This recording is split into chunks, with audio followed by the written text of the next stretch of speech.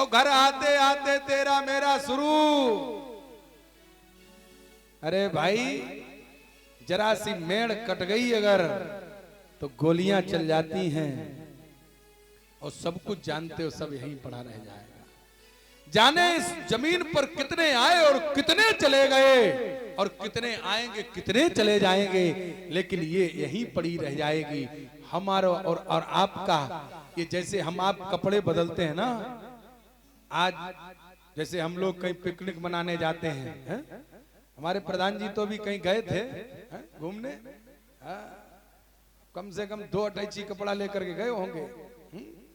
कल ये पहनेंगे, परसों ये पहनेंगे।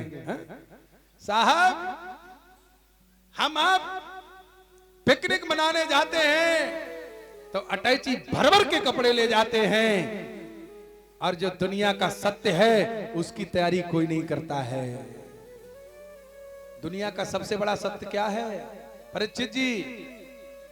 दुनिया का सबसे बड़ा सत्य क्या है? मृत्यु।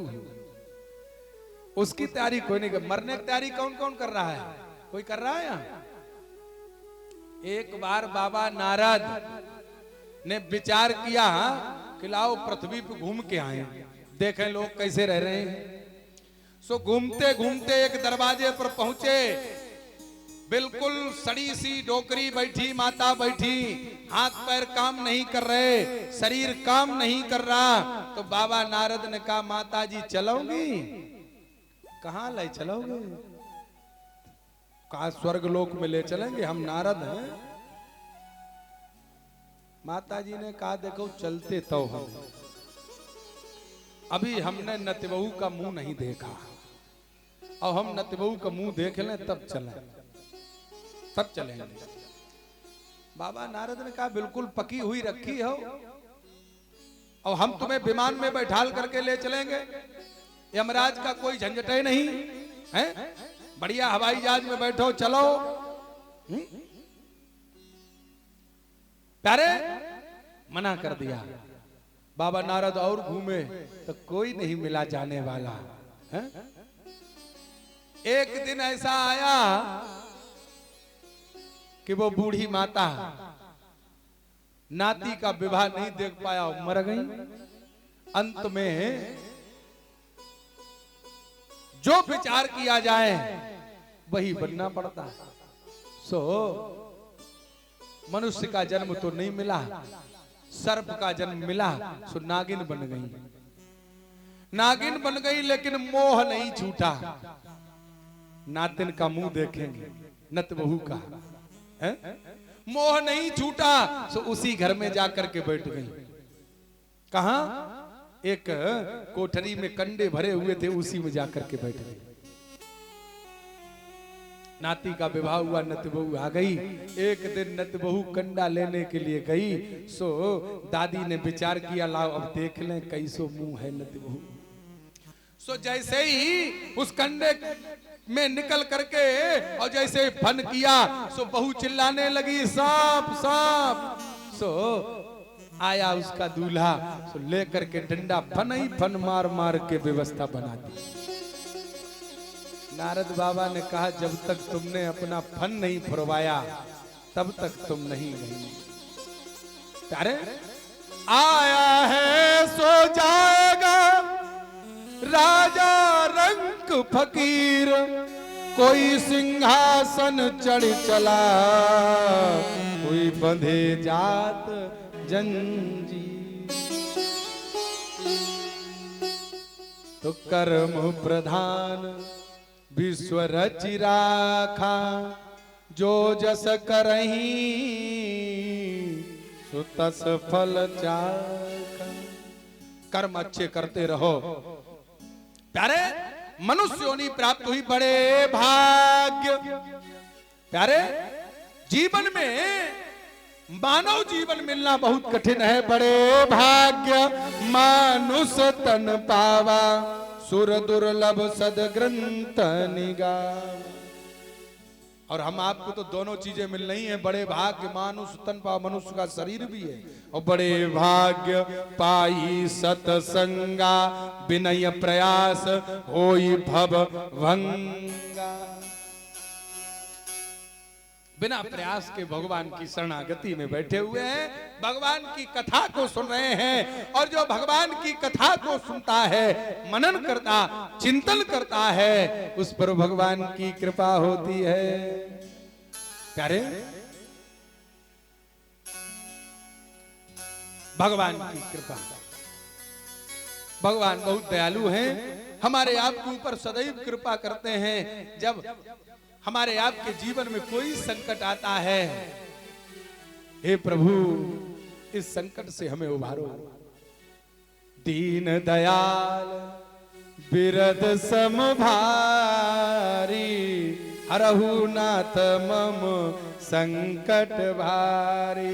दीन दयाल बिरद सम भारी, हरहु नाथ मम संकट भारी। दीन दयाल बिरज सम भारी, हरहु नाथ मम संकट भारी। कौन सो काज कठिन जग माई, जो नहीं होई तात तुम पाई। कौन सो काज कठिन जग माई, जो नहीं होई तात तुम पाई, जो नहीं होई तात तुम पाई, जो नहीं होई तात तुम पाई। जीवन में अगर संकट आ जाए तो मंगल भवन, कभी संकट नहीं आएगा। मंगल भवन अमंगल हारी, द्रवहु दशरथ अजिर बिहारी। कौन सो काज कठिन जग माई, कितना बड़ा भी संकट हो, ये प्रमाणित चौपाई है। आप पढ़कर के देखना, जीवन का संकट अगर खत्म न हो जाए तो मुझसे कहना। कौन सो काज कठिन जग माई, जो नहीं हो ये तात तुम पाए।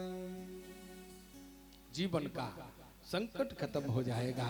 प्यारे, धुंधकारी थी नामता, धुंधकारी ने कहा पिताजी मॉडर्न जमाना है, यहीं पे थे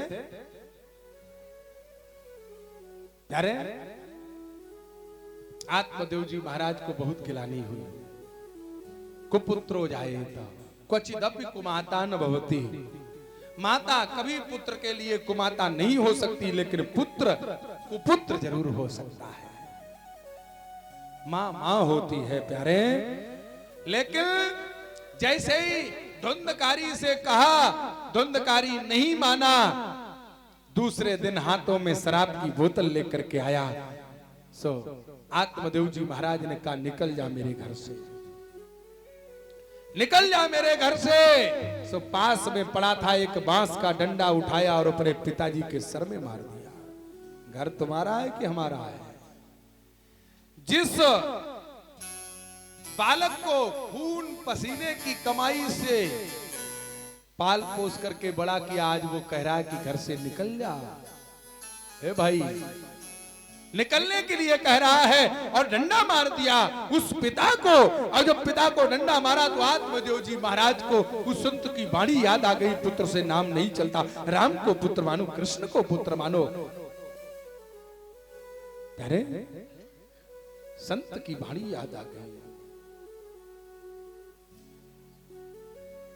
रोने लगे आत्मदेव जी महाराज। रो रहे हैं बैठे बैठे। तब तक गौकर्ण जी महाराज का आगमन हुआ। गौकर्ण ने कहा पिताजी तुम रो रहे हो? बोले जी हाँ रो रहा हूं। क्या बात हो गई? बोले तुम्हारे भाई ने आज हमारे ऊपर डंडे का प्रहार कर दिया।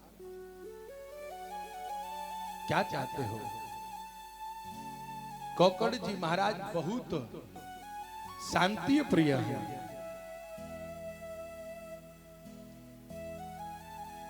जीवन में शांति आ जाए, धन तो बहुत आता है, धन के साथ साथ में अगर हमारे जीवन में सत्संग की अनुभूति हो जाए, शांति प्रवेश कर जाए, तो धन हमारा पवित्र हो जाता, मन हमारा पवित्र हो जाता, तन हमारा पवित्र हो जाता। गोकर्ण जी महाराज ने